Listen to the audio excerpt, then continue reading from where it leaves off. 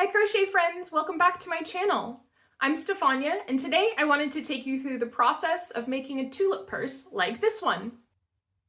This is an original design of mine, and I got the idea when I was looking out the window at the winter fog and daydreaming about springtime. Here in the Netherlands, spring is my favorite season because all of the tulip fields are fully in bloom in such a wide variety of colors. I used purple because it's my favorite color for the first iteration.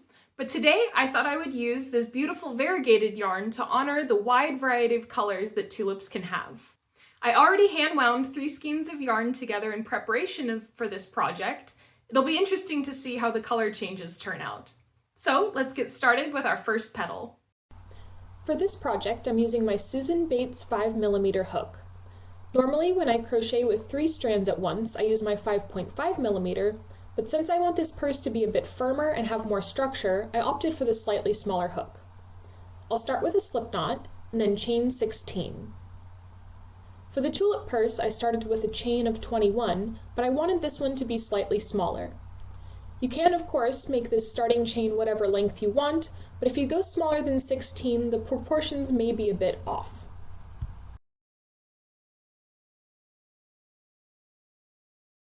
Once you have your starting chain, we will start crocheting into the second chain from the hook.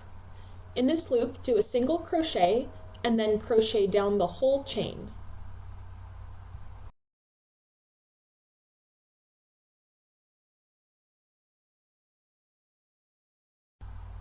When you get to the last chain in the row, put 3 single crochets all in that last stitch.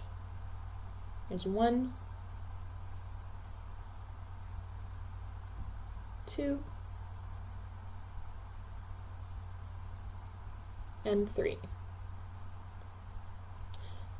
Now work your way back up on the other side of the chain, making sure to go over the tails to avoid having to weave them in later.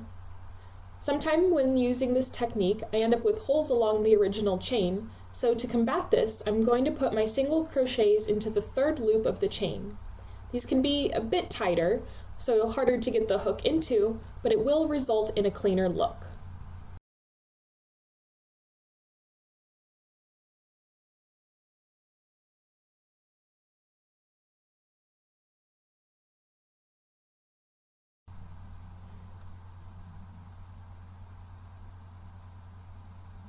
When I get to the end, again I'm going to put 3 stitches into the last stitch of the row. There's 1, 2, and 3. I'm going to repeat this process 6 more times until the petal is complete. You can see how this pattern is pretty adaptable to whatever starting length you choose. There's not much counting involved. You just need to pay attention to where the last stitch of each row is to know where to put your 3 stitches in one stitch. If this is difficult for you, you can always use a stitch marker and place it in the second of 3 stitches.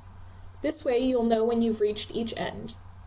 I personally don't use a stitch marker because I find it slows me down, and honestly I don't mind if I accidentally place the increase in a slightly wrong stitch once in a while. Nature isn't perfect, so my crochet doesn't have to be perfect either.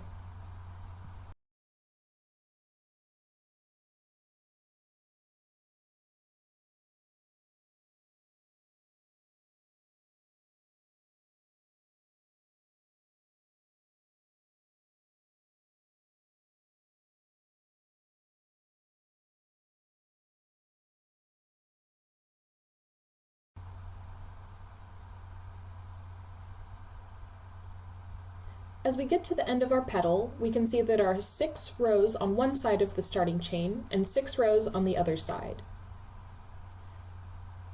Continue crocheting single crochets until you reach the last stitch. In the last stitch of the petal, instead of 3 single crochets like we normally do, we're going to do a slip stitch and pull your loop through and cut the tail. Since the tail won't be the main yarn used to sew the petals all together, you don't need to make it too long. Just be sure the knot is secure. For the purse I designed, you'll need 6 petals, so I'm going to go ahead and make those now.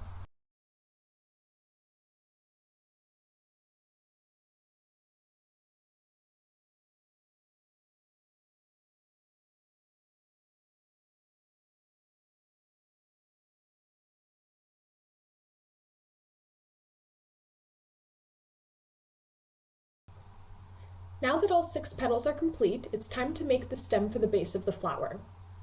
For this purse, I chose this dark green color, which I think complements the petal colors nicely.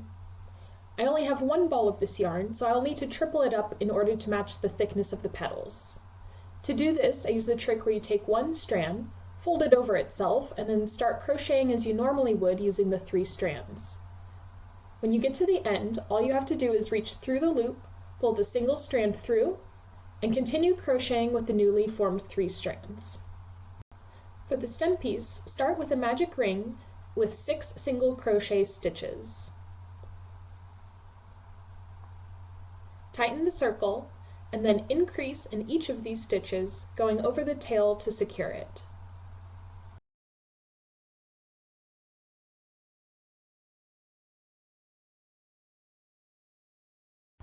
In round 3, single crochet, then increase, repeating 6 times. In round 4, single crochet 2 times, then increase, again repeating 6 times. When you have this circle complete, it's time to make the sepals, or pointed parts, of the base. To do this, start with a chain of 6.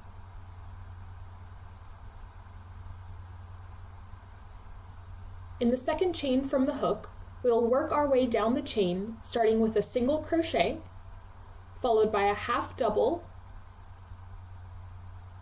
double,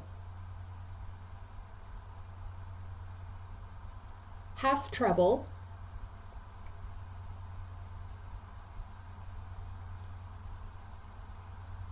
and finally a treble crochet in the first stitch of this chain.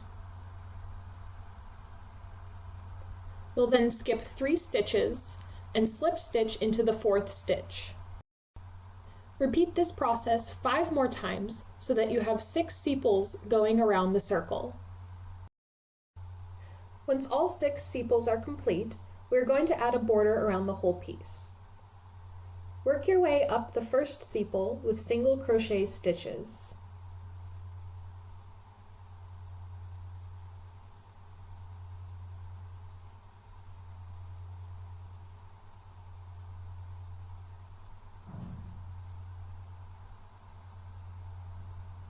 When you get to the stitch at the tip of each sepal, do 2 single crochets,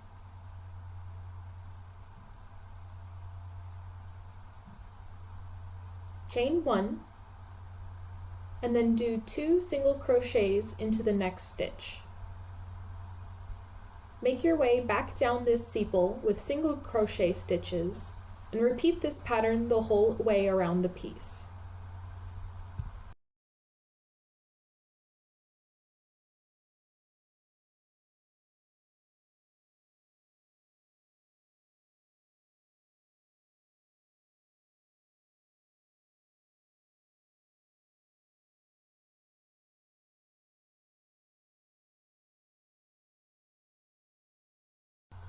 When you get to the starting point, slip stitch, tie off and cut your yarn, leaving a long tail so we can sew this piece on later.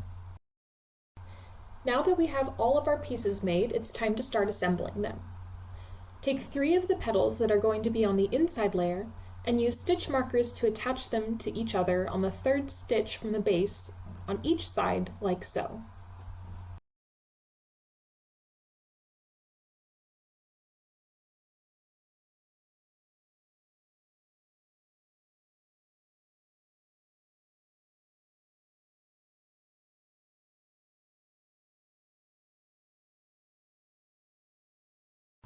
With a blunt needle and a length of matching yarn, tie the yarn at the base of the first 2 petals.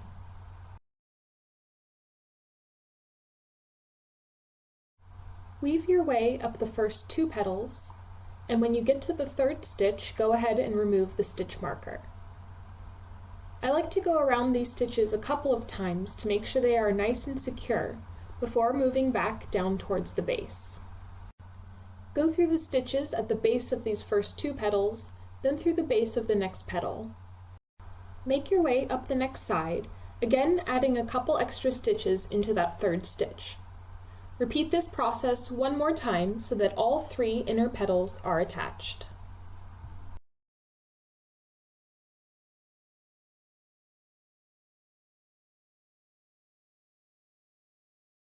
Now it's time to attach the outer petals. To do this, use the tails at the end of the outer petals to tie into the stitching we just completed. Once they are all attached, we can now sew the sides of the petals to each other. I like to use a spare crochet hook to hold two pieces together while I'm stitching. This helps keep the petals parallel to each other and is a lot easier than trying to get a stitch marker through multiple layers of thick fabric. Now that the two first petals are being held together, I use the same needle and yarn to sew up the first side. I try to keep my stitches even along the edge to help them blend in. Especially using this purpley color against the blue, I want to be mindful to not have the stitches stand out too much. Of course, if you're using a single color for your tulip, it won't be as big of an issue, but it's still nice to have a neat and even stitch. When you get to the part of the petals where you are about even to the starting chain, add a couple extra stitches to make it more secure, like we did with the inner petals. Then work your way back down the petals before moving on to the rest. I went ahead and finished the sewing off camera. Here we are with all the petals sewn together. As you can see, there are many loose ends on each of the petals. I tied each of them in knots to secure, and luckily that's all we have to do. We're now going to go ahead and use the long tail we left on the stem piece to sew it around the edge.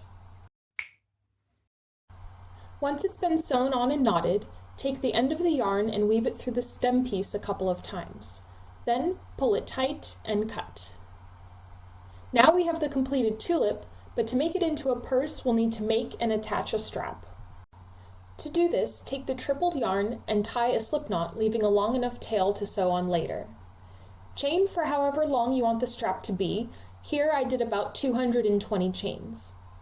Once it's long enough, you can either cut it and leave a tail for sewing it to the purse, or if you want to attach a clasp like I did, take your loop off the hook and make it a bit larger. Pull the loop through the clasp, then tighten it. Chain 1, then slip stitch 5 or so stitches down the chain. If you want a thicker strap, you can slip stitch or even single crochet down the entire strap, but I personally like the look of the thinner strap.